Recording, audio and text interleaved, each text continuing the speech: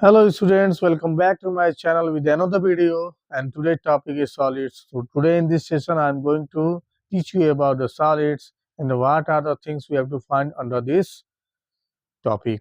So we have to focus on the whiteboard. So first of all, we have to know about that what is solids. तो सबसे पहले जानेंगे कि what is solid. Solid होता क्या है? Solid is a 3D shapes which formed by the joining the 2D shapes end to end. जब बहुत सारे 2D shapes, ठीक है, क्या करते हैं, एंड टू एंड ज्वाइन होते हैं, तो वो क्या करते हैं, 3D shapes का फॉर्मेशन करते हैं। ठीक है, तो आपको पता है when 2D shapes that is called polygons join, they form solids। ठीक है, मतलब 2D शेप जब मिल करके एक कोई फॉर्मेशन करते हैं कंटेनर का, जिसका शेप बॉक्स टाइप हो या सिलेंडर टाइप हो या फिर स्फीयर का टाइप हो, तो वो जिसमें हम क्या कर सकते हैं, किसी भी टाइप के स्टोरेज के फॉर्म में यूज कर सके हैं, उसको हम सॉलिड्स बोलते हैं। ठीक है ना। अब यहाँ पे देखेंगे कि सॉलिड्स की डिपेंडेंसी किस पे होती है। तो जिस तरीके से आप जानते हैं कि 2D shapes are depend on the two dimension है, तो इसके दो पैरामीटर्स होते हैं। First one is length and other one is breadth. On the same note, the 3D shapes are depend on the 3 dimensions. It means it has the 3 parameter and one additional parameter is depth or height. तो length और width तो इन दोनों के साथ included होता है, common होता है दोनों के साथ, लेकिन इसमें एक हाइट क्या हो जाता है, इंक्लूड हो जाता है, या फिर डेप्थ भी उसको बोल सकते हो आप। ठीक है ना। So here in 3D shape there is another third parameters comes into the action and then form the 3D shape that is called the solids। ठीक है, आपको पता चल गया 2D और 3D में डिफरेंस। पहले थे कि आपने पढ़ा था कि 2D shapes can be only touch, it can be only touch, but the 3D shapes it can be touch as well as it can be also hold। इसको हम टच भी कर सकते हैं और होल्ड भी कर सकते हैं। ठीक है, ये बेसिक इंफॉर्मेशन हो गई सॉलिड्स के बारे में। अब हम जानेंगे कि सॉलिड्स के टाइप कितने होते हैं। ठीक है ना। Type of solids we must have to know। Types of solid। तो सॉलिड क्या होता है, जनरली 2 टाइप्स के होता है। ठीक है ना। और सॉलिड 2 टाइप्स के होता क्यों है, क्योंकि हमने 2D जब शेप हमने पढ़ा कि सॉलिड जब फॉर्मेशन होता है तो 2D शेप से होता है, और 2D शेप जितने टाइप्स के होंगे उतने टाइप्स के क्या होंगे, हमारे सॉलिड्स भी होंगे। तो हमने पढ़ा है कि एक 2D शेप पॉलीगॉन होता है और एक नॉन पॉलीगॉन होता है।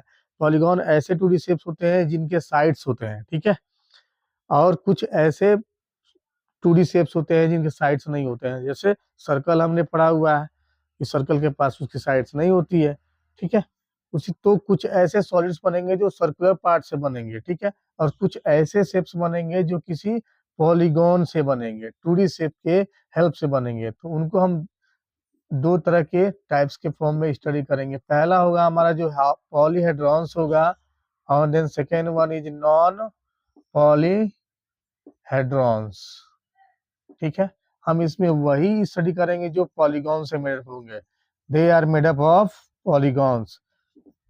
कैसे, तो स्क्वायर शेप के पॉलीगॉन से बना हो, या फिर रेक्टेंगुलर शेप के पॉलीगॉन से बना हो, या फिर ट्रायंगुलर शेप के पॉलीगॉन से बना हो, या फिर पेंटागन हो या हेक्सागन हो। ठीक है ना, इसमें जितने होंगे पॉलीगॉन्स होंगे। ठीक है, और इसमें जितने भी होंगे सब रेगुलर पॉलीगॉन्स होंगे। ठीक है, ताकि फॉर्मेशन जो सॉलिड्स का हो प्रॉपर हो। इसमें क्या होगा, सर्कुलर थिंग्स होंगी। ठीक है, सर्कुलर सर्कुलर जो थिंग्स होगा, जैसे सर्कल होगा, सर्कल पार्ट से जब भी बनेगा तो फॉर्मेशन करेगा वो किसका, जिसके पास सर्कुलर फेसेस होगा। जैसे आपका सिलेंडर बन जाएगा। सिलेंडर एक ऐसा सॉलिड शेप है जो क्या है, नॉन पॉलीहेड्रॉन है, क्योंकि इसके पास कर्व पार्ट होता है। Curve it means circular part.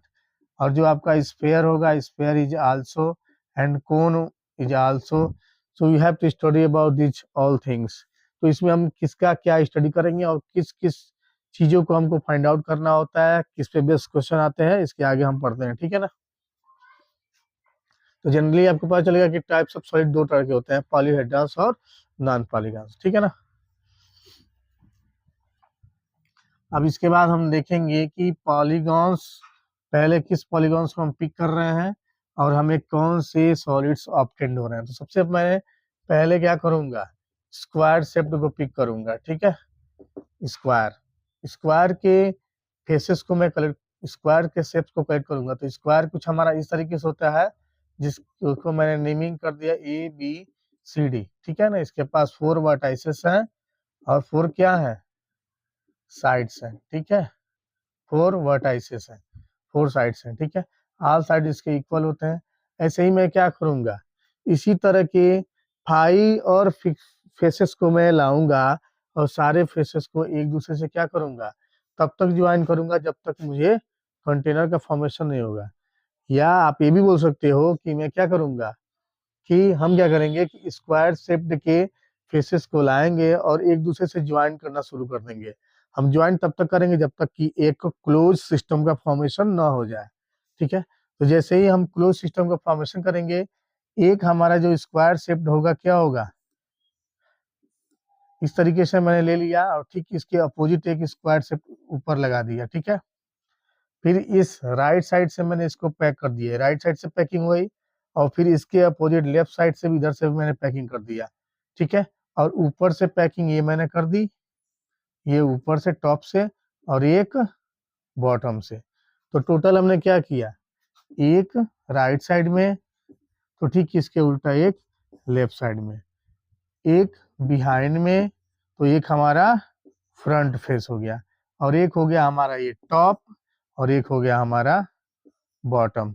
तो आप समझ पा रहे हैं कि इस स्क्वायर फेसेस को हमने क्या किया, कलेक्ट किया, और टोटल नंबर ऑफ फेसेस कितने लगे, तो 6 स्क्वायर फेसेस को, शेप्ड पॉलीगॉन्स को हमने पिक किया और क्या किया, एक को राइट से, एक को लेफ्ट से, एक को बॉटम से, एक को टॉप से, और एक को बिहाइंड से, और एक को फ्रंट से, या फिर you can also call it the rear and front. तो ऑल 6 पॉसिबल साइड से हमने क्या किया, इसको कवर कर दिया। कवर करने के बाद हमें क्या मिला, एक सॉलिड्स मिल गया, जिसमें हम क्या कर सकते हैं, किसी भी चीज को या किसी लिक्विड को या किसी भी थिंग्स को हम इसमें स्टोर कर सकते हैं। तो इस तरीके से हमें स्क्वायर शेप से जो मिला solid, that is called the cube, इसको हम क्यूब बोलते हैं, ठीक है ना। तो cube is found by the square shaped faces. अब इसको हम, इसमें क्या क्या कंसीडर करेंगे, तो जैसे पढ़ने के लिए क्या है कि इसके कितने फेसेस लगे, तो कितने फेसेस की आवश्यकता हुई इसको बनाने के लिए, तो 6 फेस लगे। कैसे फेस, स्क्वायर शेप्ड के, ठीक है, स्क्वायर शेप्ड 6 फेसेस लगे, ठीक है। तो मैं फेसेस को F से डिनोट करूंगा, ठीक है। जैसे ही मैं फेसेस को एक दूसरे से कनेक्ट किया तो हमारे वर्टाइसेस कितने फॉर्म हो रहे हैं, तो यहाँ पे ध्यान देंगे, जब भी दो सरफेस के या तीनों ये पार्ट आके एक जगह से क्या होंगे, मिलेंगे, they are called as the vertices. तो यहाँ पे एक मिलेगा, एक यहाँ पे और एक यहाँ पे, तो 4 इस साइड मिल गए, तो 4 इधर भी मिलेंगे, ठीक है। तो टोटल कितने बन गए, 8 वर्टाइसेस मिल गए। इसको ऐसे हमने कर दिया, ठीक है। और उसके बाद से एजेज इसके हो गए, एज, एज का मतलब जब भी दो प्लेन जहाँ पे मीट करते हैं तो वहां पे जो कॉमन साइड होता है वो क्या कहलाता है, एज कहलाता है। तो आपका एक ये हो गया, ये 1, ये 2, ये 3 and this one is 4, and 4 इस साइड हुए तो 4 क्या होंगे इस साइड में, that is called 5, 6, 7 and 8। 8 faces आपके राइट और लेफ्ट वाले, ये सॉरी 8 एज आपको क्या मिल गया, राइट और लेफ्ट वाले फेसेस से मिल गया। अब टॉप और बॉटम में कुछ ऐसे फेसेस हैं जो बचे हुए हैं, उसको आप क्या, एज सॉरी, टॉप और बॉटम में कुछ ऐसे एजेस हैं जो बचे हुए हैं, कौन कौन से, तो ये आपका हो गया एक 9, and this one will be the 10, and this one is 11, and this one is 12। तो टोटल कितने आपके एजेज हो गए, 12 एजेज यहाँ पे आपके मिल गए, ठीक है ना। तो इस ऑब्टेन्ड सॉलिड्स में, जिसको हमने क्या बोला, क्यूब है, which is found by the square faces, so it has the number of faces is 6 and vertices is 8 and edges are 12. ठीक है, तो ये स्क्वायर से हमें क्या मिला, हमने स्क्वायर फेस को पिक किया और मिला हमें क्यूब। तो पहला हमारा क्या हो गया, एक सॉलिड सा प्रेजेंट हो गया, that is called the cube. इसके बाद हम मूव करेंगे, हम फेसेस के शेप को चेंज करेंगे और उसके बाद दूसरा हम पिक करेंगे क्या, रेक्टेंगल। ठीक है, रेक्टेंगल पिक करेंगे। अब रेक्टेंगल से देखेंगे कि हमें क्या मिल रहा हो, तो सबसे पहले मैं रेक्टेंगुलर 2D शेप्स बना लूंगा। एक रेक्टेंगल है, रेक्टेंगल को हमने ड्रा कर लिया, ABCD हमने ड्रा कर लिया रेक्टेंगल। और इसमें क्या है, इसमें भी आपके 4 वर्टाइसेस हैं और 4 ही साइड्स हैं। ठीक है, अब मैं क्या करूंगा, ऐसे ही रेक्टेंगुलर शेप्स को एंड टू एंड ज्वाइन करना शुरू करूंगा। तो मैंने जैसे स्क्वायर में ज्वाइन किया ना, एक मैंने लिया हुआ था, ठीक है, ऐसे, और फिर एक और ऊपर से ले लिया ऐसे। ठीक है, एक बॉटम का ले लिया, एक मैंने टॉप को ले लिया और इधर से अटैच कर दिया, एक को तो राइट फेस आ गया और इधर से अटैच किया तो लेफ्ट वन, और टॉप से और बॉटम से कवर कर दिया। ठीक है, इसके भी क्या होगा, ये टॉप का फेस है, ये वाला बॉटम का फेस है, ये वाला राइट फेस है और ये वाला लेफ्ट फेस है। ठीक है, अब एक फ्रंट फेस होगा, ये वाला जो सामने की तरफ होगा, that one is front face, और एक रियर फ्रंट फेस हो जाएगा, क्योंकि क्या हो जाएगा, उसके ठीक अपोजिट रियर फेस, या फिर आप बोल सकते हो बिहाइंड वाला फेस। ठीक है, तो इसमें भी 6 फेसेस आ गए। ठीक है, तो इसके फेसेस आ गए आपके 6 और शेप कैसा हो गया उनका, रेक्टेंगुलर। ठीक है, अब वर्टाइसेस कितने आ गए, तो इसमें भी वर्टाइसेस होंगे 1 2 3 4 5 6 7 एंड 8 वर्टाइसेस इसमें भी आ जाएंगे। तो 8 हो गए हमारे वर्टाइसेस, जिसको मैं बी से रिप्रेजेंट करूंगा। और एजेस को काउंट करूं तो 1 2 3 4 राइट साइड में, 5 6 7 8 लेफ्ट साइड में, बचा क्या, तो ये टॉप का 9 10 और बॉटम का 11 और ये 12। तो एजेस कितने हो गए इसमें, 12 एजेस हो गए। ठीक है, तो they know much difference between the square and rectangle, थोड़ा सा डिफरेंस होता है, तो उससे ऑब्टेन जो सॉलिड्स होते हैं उसमें भी क्या होता है, स्लाइटली डिफरेंस होता है। जैसे क्या, number of faces, number of vertices और number of edges all are same in square as well as in rectangle, but इसका शेप अलग हो जाता है। ठीक है ना, क्योंकि 2D शेप में square are quite different from the rectangle, so the cube is also different from the cuboid. तो इसका नाम जो निकल के आता है, that is called the cuboid. इसको हम क्या बोलेंगे, क्यूबाइड बोलेंगे। ठीक है, अब इसके आगे बढ़ेंगे। हमने पॉलीहेड्रॉन्स में 2 का स्टडी कर लिया, जो जनरली आपके अप टू 10th के क्लासेस तक की स्टडी करते हो आप। अब इसके बाद जब हम मूव करेंगे तो हम नॉन पॉलीहेड्रॉन्स की तरफ मूव करेंगे। ठीक है ना, क्योंकि मोस्ट ऑफ जो आपके सिलेबस से रिलेटेड चीजें हैं ना अप टू 10th, वो इन्हीं 2 बेसिक सॉलिड्स पे आती हैं, उसके बाद नॉन पॉलीहेड्रॉन्स पे आती हैं। तो नॉन पॉलीहेड्रॉन्स में हम सबसे पहले पढ़ेंगे नॉन पॉलीहेड्रॉन्स। ठीक है, इसमें सर्कल से रिलेटेड चीजें ही क्या होंगी, इन्वॉल्व होंगी। ठीक है, तो सबसे पहले हम पढ़ लेते हैं, ये सर्कल आपको पता है। ठीक है, सर्कल का सरकमफ्रेंस आपका 2 पाई आर हो जाता है, एरिया आपका पाई आर स्क्वायर। ठीक है, और आर आपका रेडियस है, रिलेशन रेडियस में क्या हो जाता है डायमीटर के साथ, तो d/2। ठीक है, और जो सबसे पहला हमारा होगा क्या होगा, सिलेंडर होगा। ठीक है, सिलेंडर। तो सिलेंडर में हमको सबसे पहले क्या करना है, स्टडी करना है कि सिलेंडर कैसे फॉर्म होता है। तो क्या करेंगे, हम सबसे पहले एक रेक्टेंगुलर शीट को ले लेंगे। ठीक है, एक रेक्टेंगुलर शीट ले लिया हमने, और इसको there are 2 methods to roll it. आपके पास दो मेथड्स हैं इसको रोल करने का, ए बी सी डी। मैंने जो एक रेक्टेंगुलर शीट लिया है, it has only two way to rolled it. या तो मैं ए बी साइड को पिक करूंगा और रोल्ड करके क्या करूंगा, सी डी के साथ अटैच करूंगा, या फिर बी सी को पिक करके वर्टिकली इसको रोल्ड कर दूंगा और एडी से अटैच कर दूंगा। तो दो पॉसिबल इसके वे हैं कि कैसे हम इसको सर्कुलर बना सकते हैं।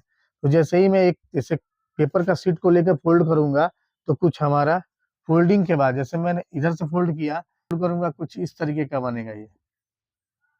ठीक है, मैंने फोल्ड कर क्या किया, ये जो दोनों एजेस हैं इसके, ए और डी और बी और सी, दोनों को एक साथ हमने मिला दिया। इस वाले पॉइंट पे आके मिलने के बाद ये रोल्ड होकर के एक पाइप के जैसे शेप पे ऑब्टेन कर लिया। ठीक है, पाइप का शेप किया, और जो हम देखेंगे तो ऊपर का जो शेप होगा ना पाइप का, ये सर्कुलर शेप होगा। ये कैसा होगा, सर्कुलर। नीचे भी कैसा होगा, सर्कुलर। ठीक है, तो आप देख पा रहे हैं इसको मैंने इस रेक्टेंगल से ऑब्टेंड किया इस सर्कल को। तो सर्कल से जब रेक्टेंगल से जब ऑब्टेंड किया इस सिलेंडर को, हमने क्या किया, इस रेक्टेंगल से सिलेंडर को ऑब्टेंड किया, तो इसके पास एक कर्व, मैंने इसको कर्व पार्ट में चेंज कर दिया ना, हमने रोल्ड कर दिया तो कर्व हो गया। ठीक है, जैसे ये मार्कर है ना, तो मार्कर को हमने क्या किया, रोल्ड कर दिया, तो this one is the curve part. और ऊपर से एक सिलेंडर जो दिख रहा है ना सर्कुलर पार्ट में, ये सर्कुलर, ये सिलेंडर के टॉप को ऐसे ही बॉटम में भी रहेगा, तो दो इसके पास सर्कुलर फेसेस हो जाएंगे। ठीक है, तो जो सर्कुलर फेसेस होंगे, सर्कुलर डिस्क होगा ये। ठीक है, ये भी डिस्क होगा। ठीक है, तो जो डिस्क होगा वो फ्लैट फेसेस हो जाएंगे। इसके पास कितने हो जाएंगे, जो फेसेस होंगे, तो एक हो जाएगा, दो हो जाएगा आपके पास फ्लैट, फ्लैट दो फेसेस हो जाएंगे, एक हो जाएगा टॉप में और एक हो जाएगा बॉटम में, और एक हो जाएगा कर्व पार्ट। ठीक है, जो इस रेक्टेंगुलर शीट से बनाया गया, तो कर्व फेस हो जाएगा इसके पास, कर्व फेस ईच वन। तो टोटल इसके पास थ्री फेसेस होते हैं, जिसमें से दो आपके फ्लैट फेसेस हो जाते हैं और एक कर्व फेस हो जाता है। इस तरीके से जो हमें बनता है इसको हम क्या बोलते हैं, सिलेंडर। तो cylinder is also comes under the non polyhedrons. ठीक है ना, अब इसके बाद आगे बढ़ेंगे हम नेक्स्ट वन। तो सबसे पहले हमने ले लिया था क्या, जब हमने स्क्वायर पिक किया था तो हमें क्या मिला था, क्यूब मिला था। ठीक है, तो जिस तरीके से आप देखते हो कि स्क्वायर में हम किन चीजों को फाइंड आउट करते हैं, स्क्वायर एक 2D शेप है और इसमें हम क्या फाइंड आउट कर सकते हैं, एरिया फाइंड आउट करते हैं और उसके पेरीमीटर्स, इन दो क्वांटिटीज को क्या करते हैं हम, फाइंड आउट करते हैं। ठीक है, लेकिन ये 2D शेप था तो दो क्वांटिटी को फाइंड आउट करते थे, ये 3D शेप है तो इसमें हम थ्री क्वांटिटीज को फाइंड आउट करेंगे। कौन कौन से हैं, तो पहला जो क्वांटिटी होगा वो एरिया होगा, और दूसरा जो क्वांटिटी होगा वॉल्यूम होगा। तो एरिया में दो क्वांटिटीज आपको फाइंड आउट करेंगे, एक होता है जो लैटरल सरफेस एरिया, ठीक है, लैटरल सरफेस एरिया, और another one is total surface area,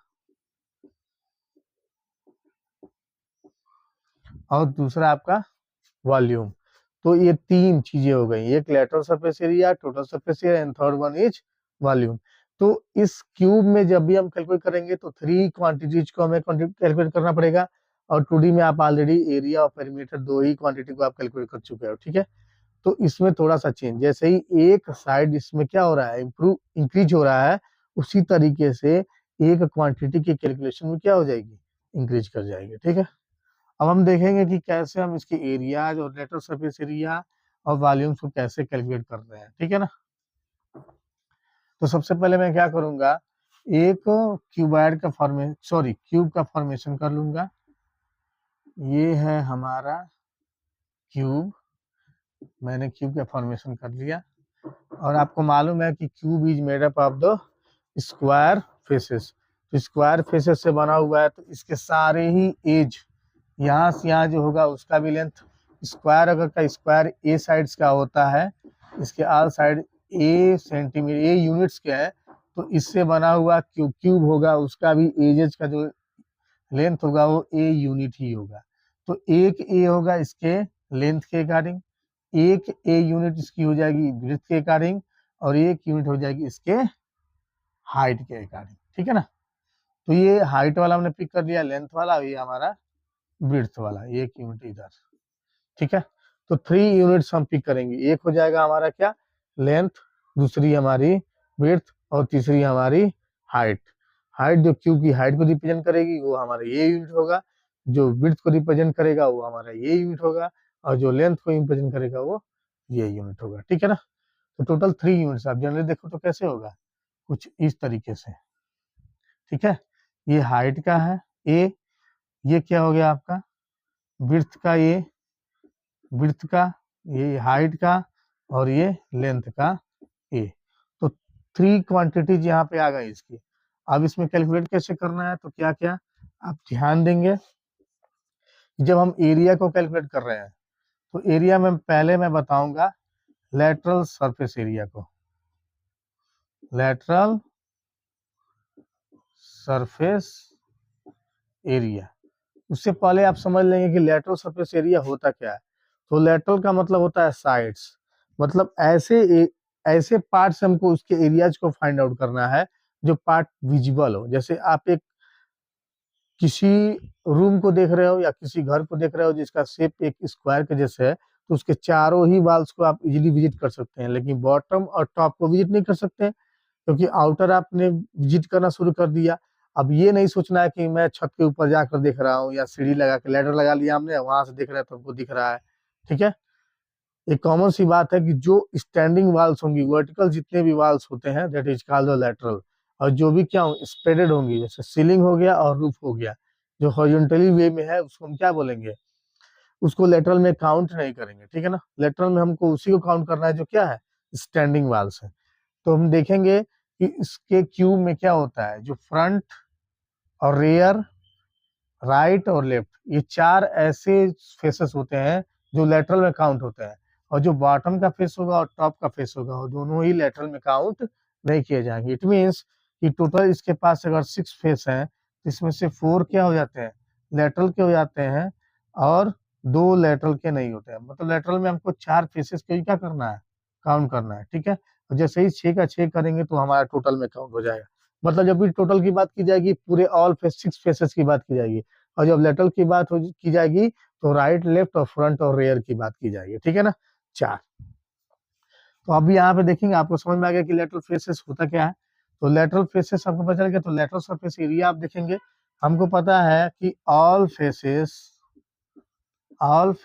of cube are equal in areas. Why, लेकिन ऐसा होता क्यों है, because they are equal in length and breadth.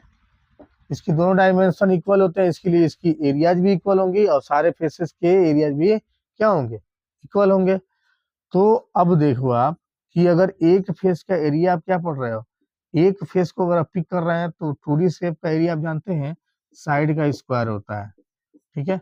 That means side को अगर ए यूनिट हमने माना तो हमारा क्या हो जाएगा ए स्क्वायर, ठीक है ना, ए स्क्वायर यूनिट हमारा हो जाएगा, ए स्क्वायर यूनिट स्क्वायर। जैसे यूनिट स्क्वायर मैंने लिखा कि सेंटीमीटर का हो तो सेंटीमीटर स्क्वायर, मीटर हो तो मीटर का स्क्वायर, तो a square unit square, you can say that a u square, where you को मैं थोड़ा सा छोटा कर दूं ताकि यूनिट पता चले, ए यू स्क्वायर।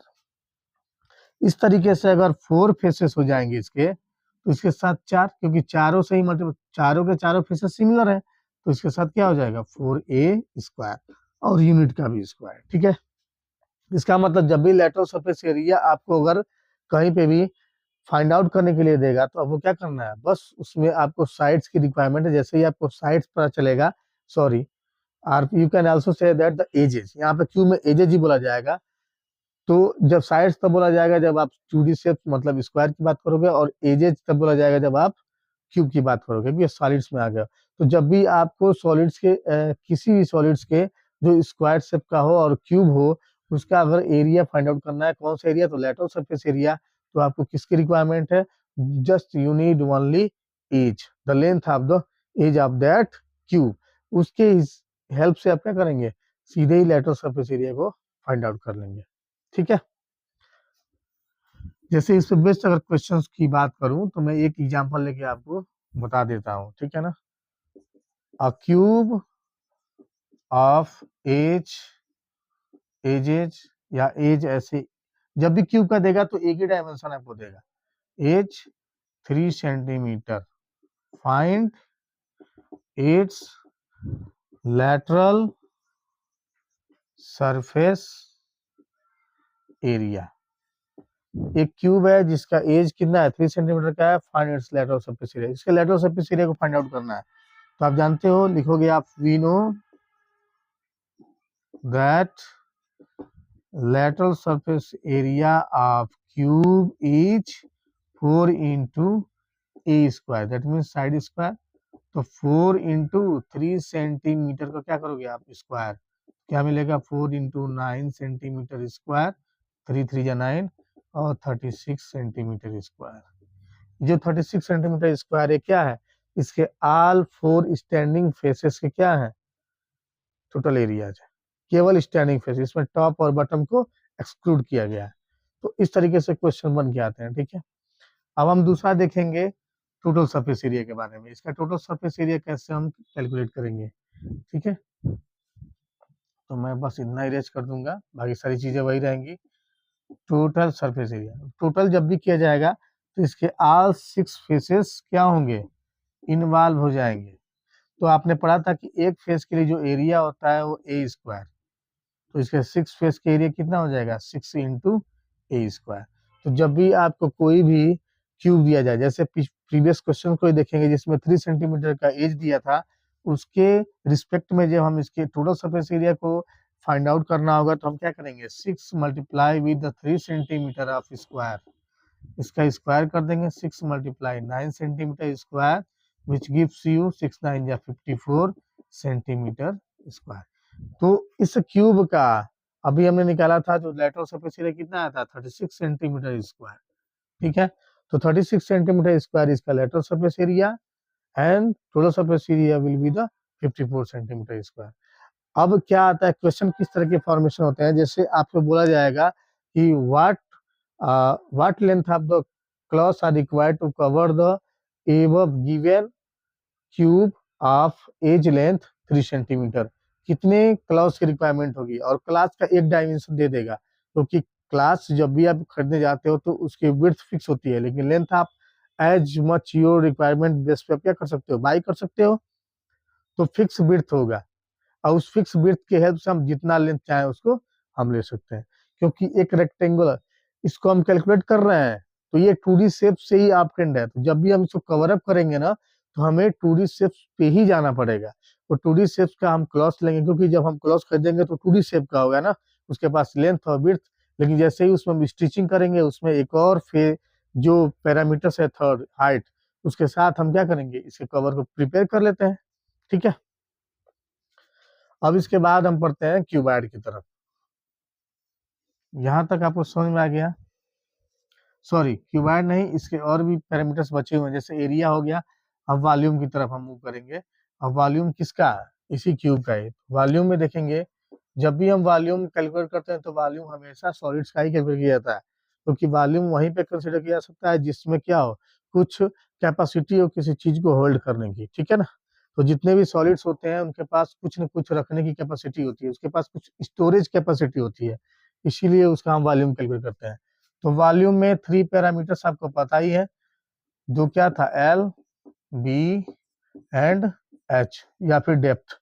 इन तीनों ही क्वांटिटीज का हम क्या करते हैं, प्रोडक्ट कर देते हैं, एल बी एच, और यूनिट का जो आता है यूनिट क्यूब, ठीक है ना।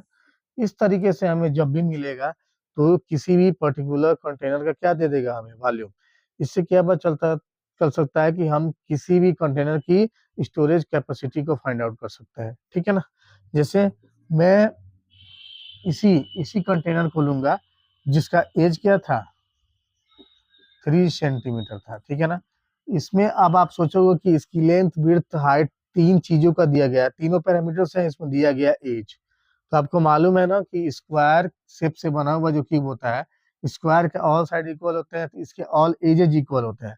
मतलब लेंथ भी इसकी क्या हो जाएगी 3 सेंटीमीटर हो जाएगी, विड्थ इसकी 3 सेंटीमीटर होगी and H is also 3 centimetre.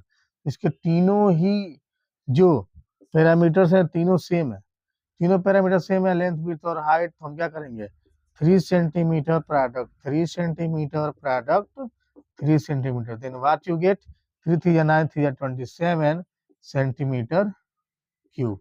ये जो होगा this one will be the volume of the given cube which edge length is 3 centimeter. तो इस तरीके से आप वॉल्यूम को फाइंड आउट कर सकते हो, ठीक है। अब वॉल्यूम के बाद इसमें और कौन सी चीजें होती हैं जो इसके कंसीडर किया जाता है, तो उसको भी देख लेते हैं, ठीक है। एक आता है इसमें डायगोनली, जैसे आप डायगोनल फाइंड आउट करते हो ना 2D शेप का, तो 2D शेप्स का डायगोनल फाइंड आउट करते हो, तो ऐसा नहीं कि 3D शेप्स के पास डायगोनल्स नहीं होते हैं, उसके पास भी डायगोनल होते हैं। लेकिन आप देखो जनरली कि अगर मैं 2D शेप्स को पिक करूं तो जो अपोजिट नॉन ज्वाइंट वर्टेक्स होते हैं उसको ज्वाइन करने पे क्या होता है डायगोनल्स बनते हैं, इसको भी ज्वाइन किया तो डायगोनल बन जाते हैं। इसमें क्या होता है ये बॉटम फेस को ज्वाइन करेंगे तो ये डायगोनल होगा, लेकिन इस बॉटम फेस के इस कॉर्नर से ए से लेकर के इस कॉर्नर को मैं ए नाम दूं, तो इसके टॉप वाले फेस, ठीक है, इस वाले से तक जो जाता है ना ये डायगोनल हो जाता है। तो कभी इसमें डायगोनल से भी रिलेटेड क्वेश्चंस को पूछा जाता है। तो आप देखेंगे डायगोनल्स इसके होते क्या है, तो बिल्कुल ही ध्यान से समझना है कि कैसे डायगोनल्स क्यूब का होता है, ठीक है ना। तो आप समझिए इसमें क्या होते हैं, जिस तरीके से स्क्वायर के जो साइड्स होते हैं वो एक दूसरे से राइट एंगल पे होते हैं, ठीक उसी तरीके से जो क्यूब के फेसेस होते हैं ना they are also perpendicular to the each faces. मतलब बॉटम वाला ये जो फेस है ना इस स्टैंडिंग टॉप वाले वर्टिकल फेस से 90 डिग्री पे ही क्या होगा फॉर्म होगा, और ये वाली जो ऊपर की है ना ये भी क्या होगी 90 डिग्री पे ही बेंड होगी, ये ऊपर की फेस। मतलब कुछ इस तरीके से बनता है, ठीक है, कुछ इस तरीके से फॉर्मेशन होगा आपका। ये जैसे मैं बताऊं तो ये बॉटम का है, ये बॉटम का है तो टॉप कुछ इस तरीके से बनेगा, फिर इसके ऊपर से टॉप ऐसे बनेगा। तो ये एक फेसेस एक दूसरे से क्या होते हैं परपेंडिकुलर होते हैं, तो परपेंडिकुलर फेसेस होते हैं।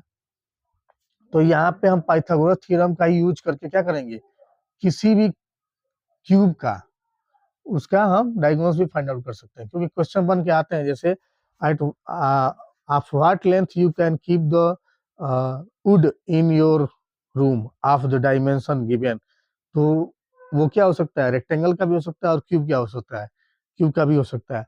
तो दोनों में से किसी का भी पूछा जाएगा तो वहां पे यूटिलाइज किया जाता है। तो जैसे मान लो आप सबसे पहले क्या करेंगे आप बॉटम फेस का निकाल लेंगे, तो बॉटम का आपको मालूम है ना कि बॉटम का जो फेस होगा उसका जो डायगोनल होगा क्या होगा, तो ये बॉटम का फेस आपको क्या होता है स्क्वायर का कुछ ऐसा होता है, इसकी ये लेंथ भी और विड्थ दोनों ही क्या होती है ए होती है। तो जब भी हम निकालते हैं इसको तो पाइथागोरस थ्योरम यूज करते हैं, जिसमें क्या होता है रूट ये हो गया आपका 90 डिग्री, तो इसके सामने वाला हाइपोटेनस, तो हाइपोटेनस से हम कैलकुलेट करते हैं hypotenuse square is equal to perpendicular square plus base square. तो हाइपोटेनस ये वाला पार्ट मतलब अगर ए बी और सी डी है तो जो हमारा बी डी होगा वो क्या होगा डायगोनल, तो मैं बी डी का स्क्वायर इधर कर दूंगा, ठीक है। और परपेंडिकुलर हमारा क्या होगा बी सी, तो बी सी का स्क्वायर और बेस सी से डी का स्क्वायर, ठीक है।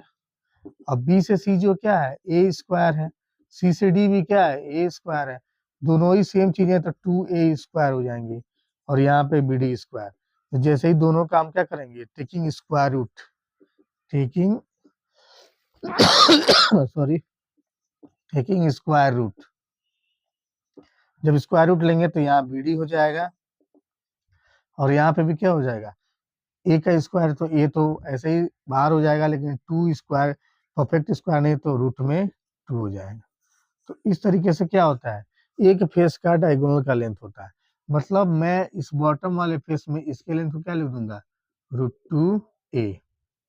अब ध्यान देंगे ये जो हो गया बॉटम फेस का डायगोनल, और जो ये है ये साइड वाले फेस जो इसके परपेंडिकुलर है वो उसका हाइट हो गया, तो ये भी तो ए ही कंसिडर किया जाएगा ना, ये भी क्या होगा ये भी ए ही है, ये भी ए ही है और यहाँ पे √2a है।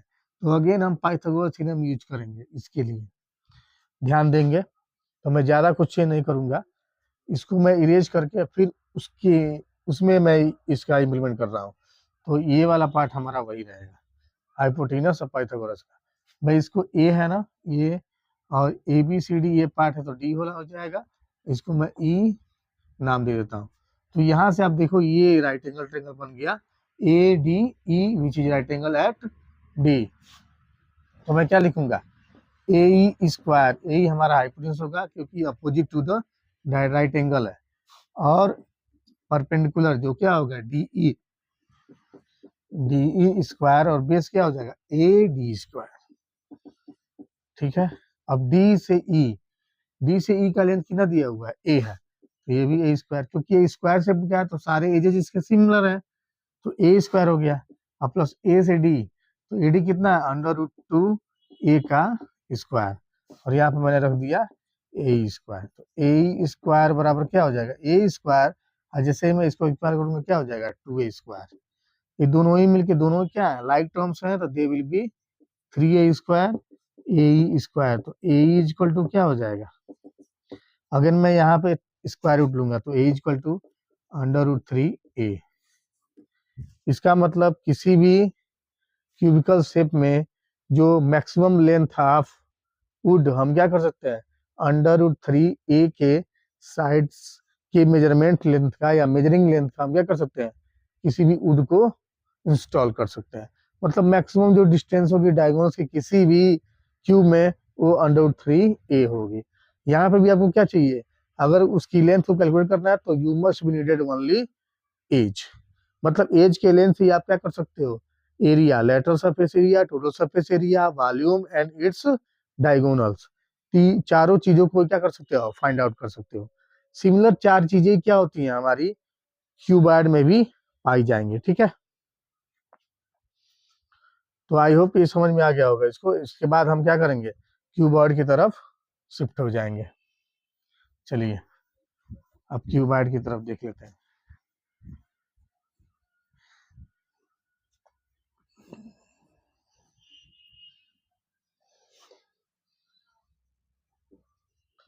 तो क्यूबॉइड आपको पता है कि रेक्टेंगुलर फेसेस से बनता है, तो एक थोड़ा ऐसा क्या हो जाएगा लंबा हो जाएगा, ये लेंथ इसकी बड़ी हो जाएगी। ठीक है, क्यूबॉइड शेप ब्रिक्स हो गया, इरेजर हो गया, these all are the shape of the cuboid. इसमें क्या देखेंगे आप, इसके सारे ही पैरामीटर जो थ्री पैरामीटर्स है ना, ये जो हाइट होगा इसको हम h कंसीडर करेंगे, ये जो विड्थ होगा उसको b कंसीडर करेंगे, जो लेंथ होगा उसको हम l से कंसीडर करेंगे। और आपको पता है ना इसके अपोजिट साइड्स बस ही इक्वल होते हैं, तो इसके अपोजिट एजेज ही क्या होंगे इक्वल होंगे, बाकी तीनों ही पैरामीटर्स की लेंथ जो होगी वो डिफरेंट होगी। मतलब डिफरेंट लेंथ का होगा, विड्थ भी उसका डिफरेंट, और हाइट, जो थ्री इसके पैरामीटर्स हैं all are different from each other, different होंगे। या फिर एक दो मैच भी कर रहे हैं तो उसमें कोई दिक्कत वाली बात नहीं है, एक जरूर डिफर उसमें से करेगा। ठीक है, अगर एक डिफर नहीं करेगा तो फिर वो क्यूबॉइड शेप का होगा नहीं। ठीक है, तो रेक्टेंगुलर फेस को बनाने के लिए उसके लेंथ और विड्थ में तो डिफर होना ही चाहिए, तो ये डिफर करके बन जाएगा। ठीक है, उसके बाद हम देखेंगे इसमें कैलकुलेट करेंगे इसके एरिया को। तो आपको पता है ना कि स्क्वायर सॉरी जो रेक्टेंगुलर शेप होता है उसका एरिया क्या होता है रेक्टेंगल का होता है एल इंटू बी। ठीक है, तो अब आप ध्यान इसमें देने वाला है क्या, इसमें थोड़ा सा सोचने की बात है कि इसमें भी जो एरिया हम कैलकुलेट करेंगे ना, एक लैटरल सरफेस एरिया करेंगे और दूसरा क्या करेंगे टोटल सरफेस एरिया कैलकुलेट करेंगे।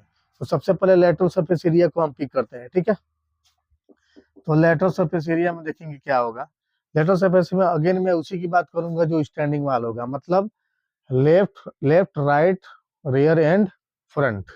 आप ध्यान से देखिए, अगर मैं राइट वाले साइड्स को मैं पिक करूं, राइट वाले फेस को सॉरी फेस को इस फेस को पिक करूं तो इसमें कौन कौन सा डायमेंशन इन्वॉल्व हो रहा है देखिए ध्यान। एक तो ये वर्टिकल फेस होगा तो हाइट आएगा। ठीक है, और ये वाला फेस किसके अलांग है तो इसके विड्थ के अलांग है, क्योंकि यह एक रेक्टेंगल है, ये रेक्टेंगल है ना, तो ये विड्थ है तो ये भी विड्थ होगा। अपोजिट एजेज आर इक्वल, ये लेंथ है तो ये लेंथ होगा। तो मैं बस बॉटम वाले और इसके ठीक परपेंडिकुलर जो स्टैंडिंग साइड्स फेस है उसकी मैं बात कर रहा हूँ। तो ये विड्थ है, विड्थ के ठीक पास से ये 90 डिग्री पे स्टैंड है, ये वाला फेस। तो इसके साथ ये एच एक पैरामीटर और दूसरा पैरामीटर जिसके ए अटैच्ड है वो बी वाला, मतलब इसका जो एरिया होगा इस फेस का जो साइड में है बी इंटू क्या होगा, एच होगा। I hope you are getting my point. मैं क्या बोल रहा हूँ समझ पा रहे हो आप लोग। ये बी के अपोजिट वाला एज भी बी होगा और इससे चिपका हुआ जो फेस स्टैंड होगा ना, that one of the height H. तो जब भी हम किसी फेस का एरिया कैलकुलेट करते हैं जो रेक्टेंगुलर होता है, तो उसमें दोनों ही पैरामीटर्स को हम प्रोडक्ट कर देते हैं।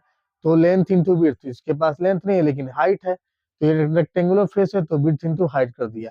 अब आप देखो इस फेस के अपोजिट भी एक फेस होगा, this one is the opposite face of this face. तो इसका भी क्या होगा, बी इंटू एच। ध्यान से देखो इसका भी एच है और ये भी है। तो दो फेसेस ऐसे मिल गए जिनका इस एरिया क्या है, B into H, B into H. ठीक है।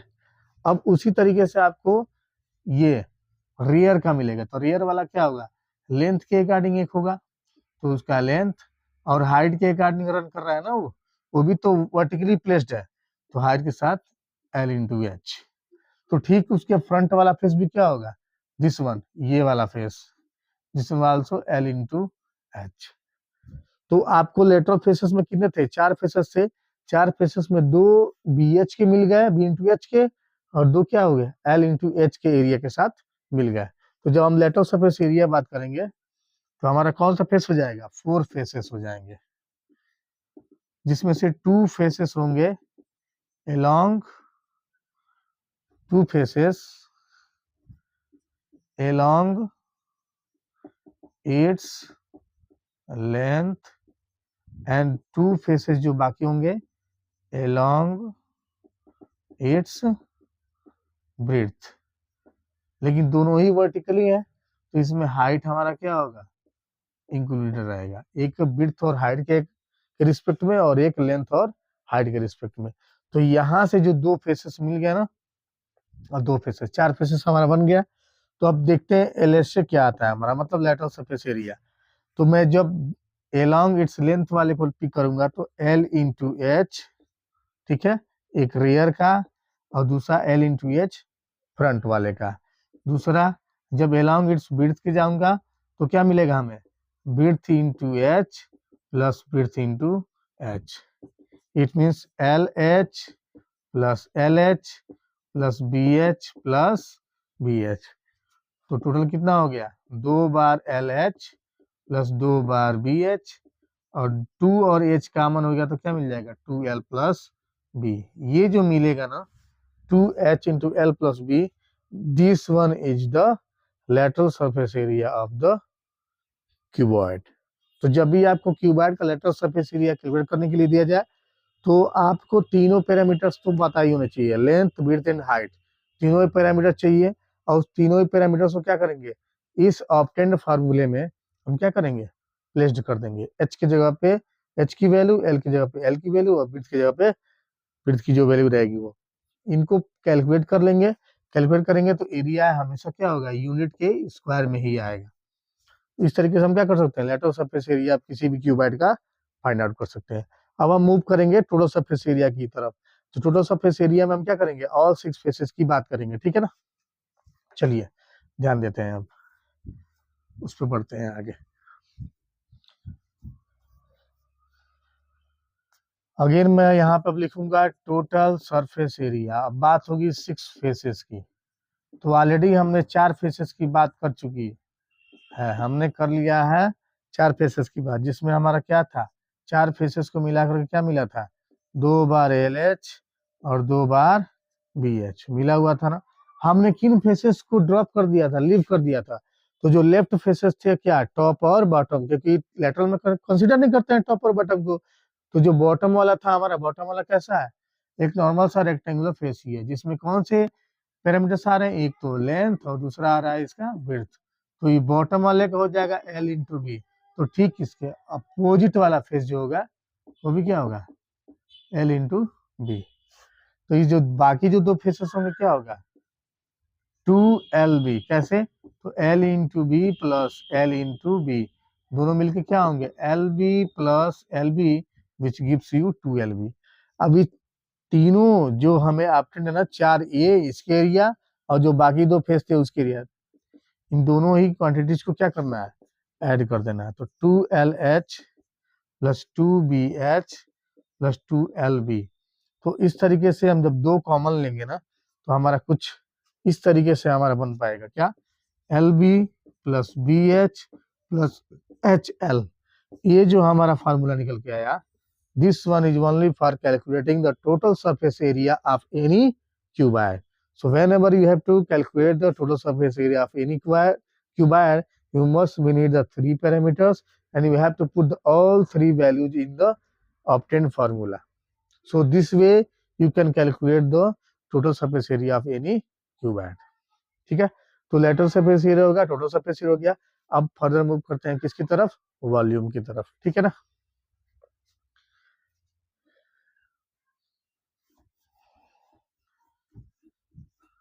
तो वॉल्यूम इसका बहुत इजी है। ठीक है, इसमें आपको वॉल्यूम में एज इट इज क्या करना है, तीनों ही पैरामीटर्स का प्रोडक्ट कर देना, L into B into H और यूनिट का क्यू, ये रहेगा वॉल्यूम। ठीक है ना, मतलब इस क्यूबॉइड की स्टोरिंग कैपेसिटी कितनी होगी, it's will be decided by it's three parameters, three parts that is called the length, width and height.